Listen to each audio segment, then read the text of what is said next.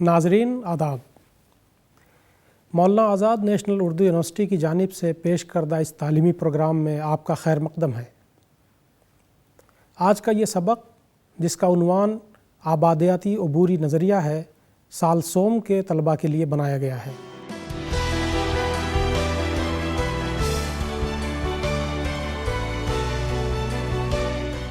अज़ीज़ तलबा, आज इस सबक में हम आपको 5 चीज़ें बताएंगे। पहली चीज़ कि आबादियाती अबूरी नज़रिया क्या है, इसका ताल्लुक़ किस चीज़ से है, ये किस चीज़ को एक्सप्लेन करता है। दूसरे, वो कौन से नज़रियात हैं जो आबादियाती अबूरी नज़रिया के साथ साथ इन चीज़ों को एक्सप्लेन करते हैं।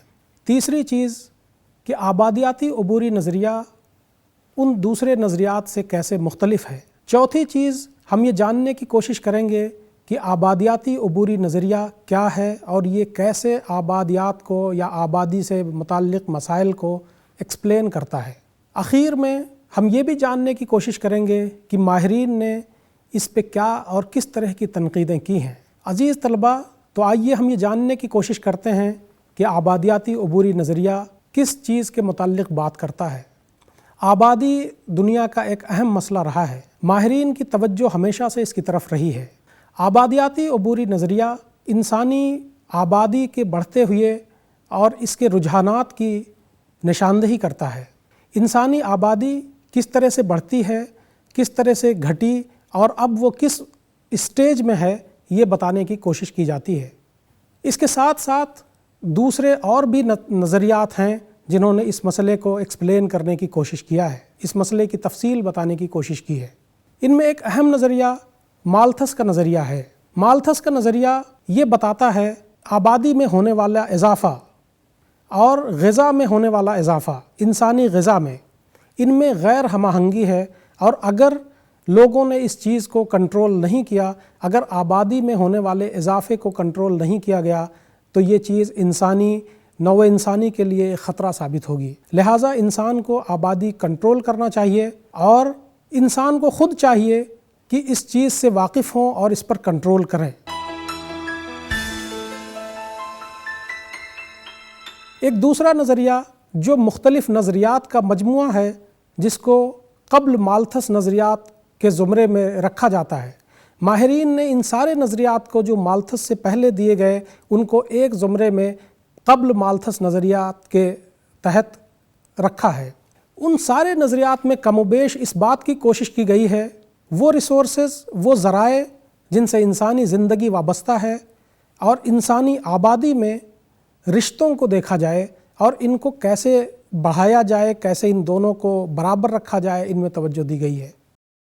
ये 2 बुनियादी ऐसे नज़रियात हैं जिन्होंने आबादी की उतार चढ़ाव और आबादी से मुताल्लिक़ मसाइल को लोगों को समझाने की कोशिश की है। ये दोनों नज़रियात इंसान की क़ियास और ज़्यादातर फ़लसफ़ियाना बातों पर मबनी है। आबादियाती अबूरी नज़रिया इनसे मुख्तलिफ़ है।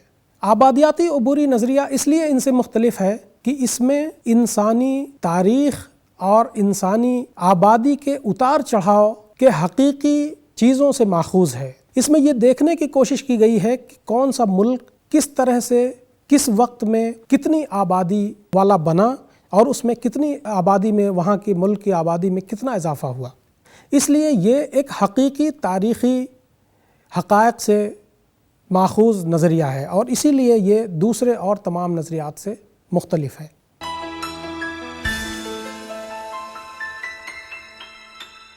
अब एक सवाल जो हमारे सामने है कि आबादियाती अबूरी नज़रिया क्या है। आबादी के इजाफ़े को तफसील से लोगों के सामने पेश करने की कोशिश करता है। आबादियाती अबूरी नज़रिया बुनियादी तौर से 3 मराहिल को दिखाता है।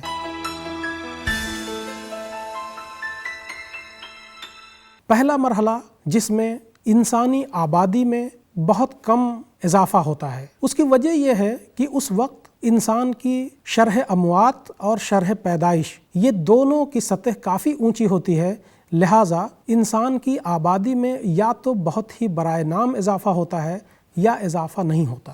ایک دوسرا مرحلہ جو انسانی عبوری نظریہ بتاتا ہے وہ یہ کہ دھیرے دھیرے انسان کی شرح اموات کم ہوتی جاتی ہے اور شرح پیدائش برابر رہتی ہے، بڑھی ہوئی رہتی ہے۔ نتیجہ یہ ہوتا ہے کہ انسان کی آبادی میں تیزی سے اضافہ ہوتا ہے اور یہ ایک کثیر اضافہ سامنے آتا ہے۔ ایک تیسرا مرحلہ جس میں انسان کی آبادی پھر کم اضافہ ایکسپیرینس کرتی ہے، اور اس کی وجہ یہاں ہرگز یہ نہیں کہ اس کی شرح اموات اور شرح پیدائش دونوں زیادہ ہوتی ہے، بلکہ یہاں وجہ ہوتی ہے کہ شرح اموات کم ہوتی ہے اور شرح پیدائش بھی کم ہوتی ہے، لہٰذا انسان کی آبادی میں یا تو بہت کم اضافہ ہوتا ہے یا بالکل اضافہ نہیں ہوتا۔ عزیز طلباء و طالبات، آئیے میں ان چیزوں کو آپ کو ایک گراف کی مدد سے سمجھانے کی کوشش کرتا ہوں۔ یہ گراف آپ کی اسکرین کے سامنے ہے۔ آپ اس گراف کو دیکھ رہے ہیں، اس میں دو لائنیں ہیں۔ ایک لائن آپ کو ڈیتھ ریٹ یعنی شرح اموات دکھاتی ہے اور دوسری لائن برتھ ریٹ یعنی شرح پیدائش دکھاتی ہے۔ آپ دیکھ رہے ہیں کہ ابتدا میں دونوں لائنیں کافی قریب ہیں، یعنی شرح اموات اور شرح پیدائش ان دونوں میں بہت کم فرق دکھائی دیتا ہے۔ یہ عبوری مرحلے کا وہ پہلا اسٹیج ہے، وہ پہلا مرحلہ ہے جس میں شرح اموات کافی زیادہ ہے اور شرح پیدائش بھی کافی زیادہ ہے۔ دونوں کے درمیان جو فرق ہے وہ بہت کم ہے۔ نتیجہ یہ ہے کہ آپ دیکھ رہے ہیں کہ آبادی میں اضافہ وہ برائے نام ہے۔ یہ آبادیاتی عبوری مرحلے کا وہ پہلا مرحلہ ہے۔ آپ دیکھ رہے ہیں کہ جب یہ چیز دوسرے مرحلے میں داخل ہو رہی ہے، یعنی جو عبور ہے، آبادیاتی عبور، وہ جب دوسرے مرحلے میں داخل ہو رہا ہے تو آپ دیکھ رہے ہیں کہ جو شرح پیدائش کی لائن ہے اور جو شرح اموات کی لائن ہے ان کے درمیان کافی گیپ بڑھتا جا رہا ہے۔ وہ گیپ اس چیز کو دکھاتا ہے کہ آبادی میں اضافہ کافی تیزی سے ہو رہا ہے۔ اسی لیے وہ ایک ایسا دور ہے جس کو پاپولیشن ایکسپلوژن کے نام سے جانا جاتا ہے، یعنی جس میں بہت زیادہ آبادی میں اضافہ ہوا اور آبادی بہت تیزی سے بڑھی۔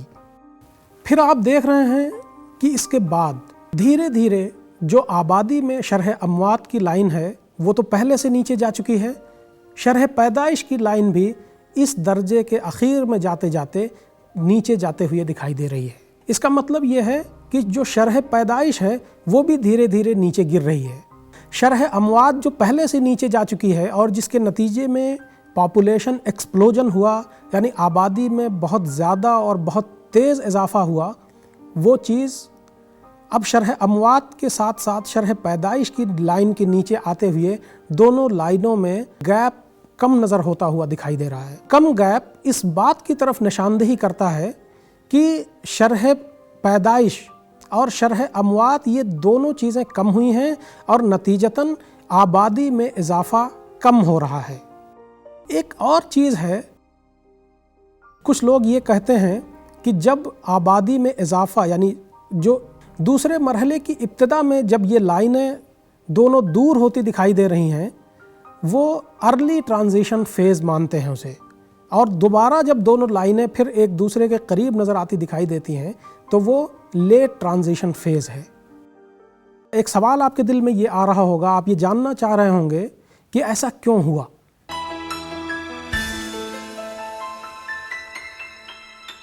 پہلا مرحلہ جو میں نے آپ کو بتایا، پہلا مرحلہ جس میں زیادہ شرح اموات ہے اور زیادہ شرح پیدائش ہے، اس کے اپنے اسباب ہیں۔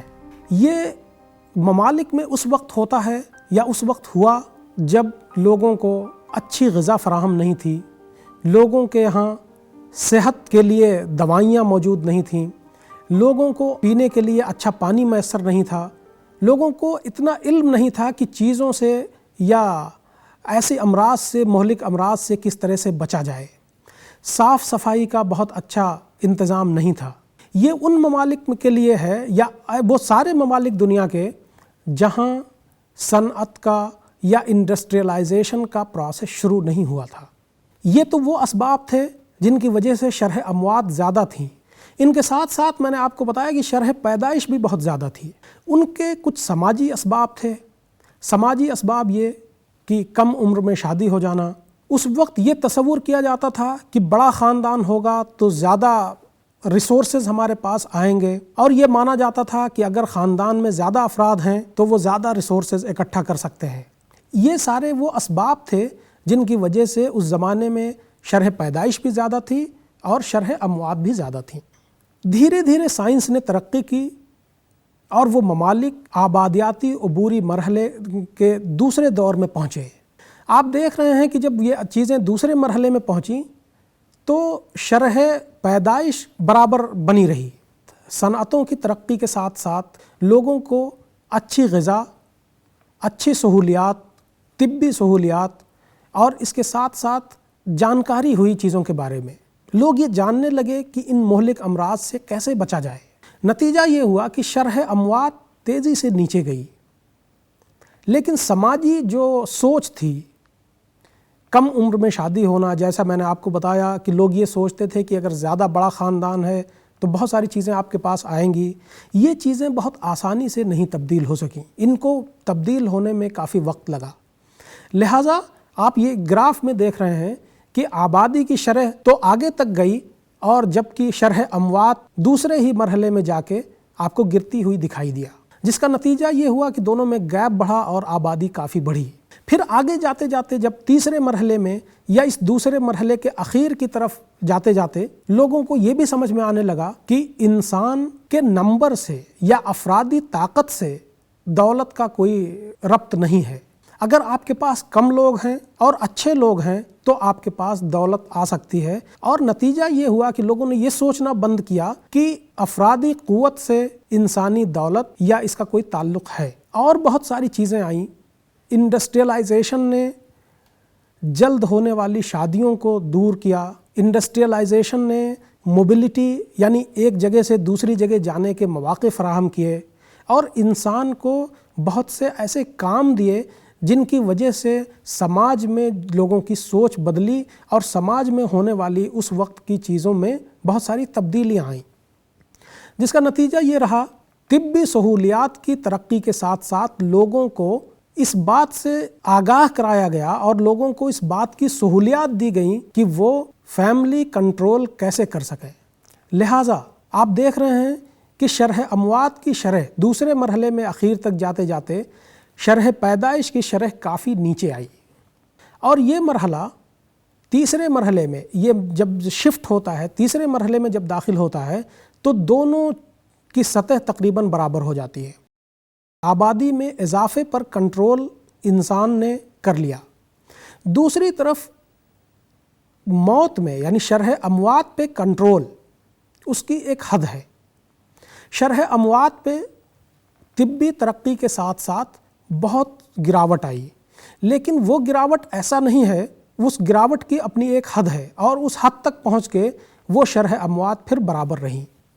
اس سے زیادہ نیچے لانا، آج کے زمانے میں آپ دیکھ رہے ہیں کہ جو ایکسپیکٹنسی، لائف ایکسپیکٹنسی یعنی زندگی کی جو شرح ہے وہ بڑھی ہے، وہ کافی حد تک بڑھی ہے، لیکن اس کی ایک حد ہے، اس حد سے آگے سائنس اس کو نہیں کم کر سکتا۔ لہٰذا یہ دونوں لائنیں، شرح اموات کی لائن اور شرح پیدائش کی لائن، ایک برابر کی صورت میں آ کے تیسرے مرحلے میں پہنچ گئیں، جس کا نتیجہ آبادی میں اضافہ یا تو برائے نام ہے یا نہیں ہے۔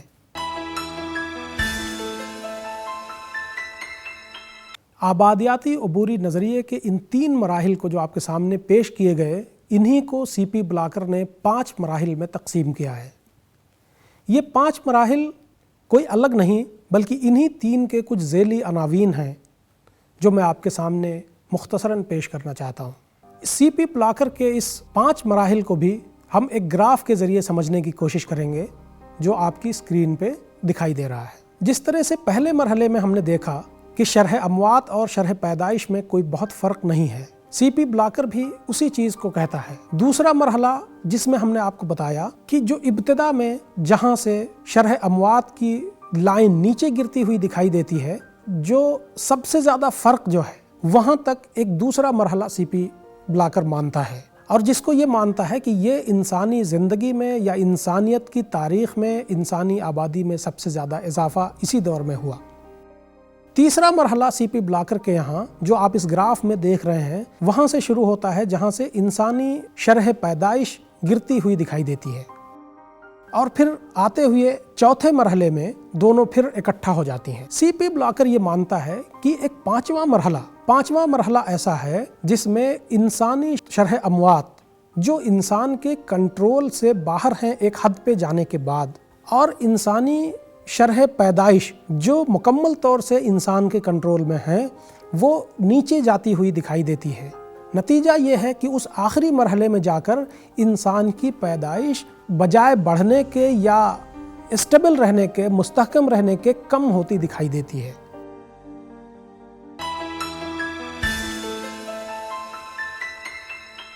बहुत सारे माहिरीन ने इस नज़रिए की तनकीद की।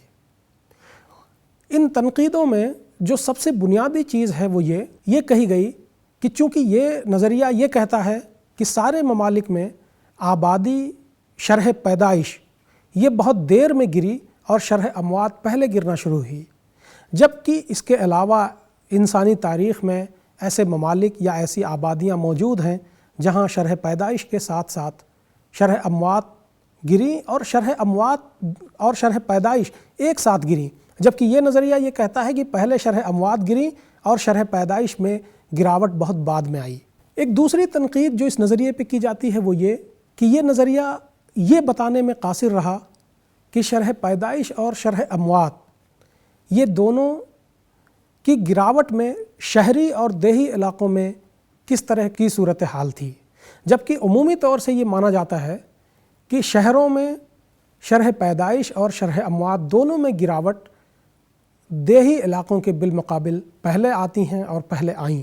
इस नज़रिए के बारे में एक आखिरी तनकीद ये भी की जाती है कि ये उमूमियत पर मबनी एक नज़रिया है और इसे नज़रिया न कहा जाए तो ठीक है।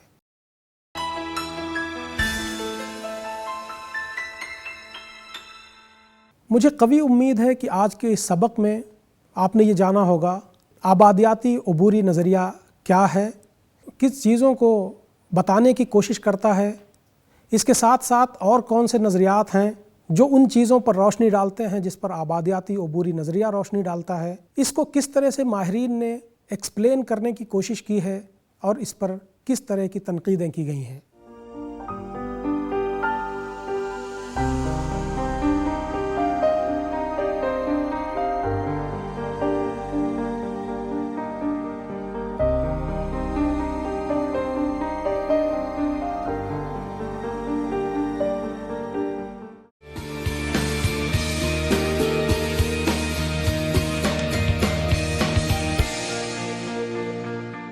आज के लिए बस इतना ही। आइंदा एक नए सबक और एक नए उन्वान के साथ मैं फिर हाज़िर होऊंगा। तब तक के लिए आदाब।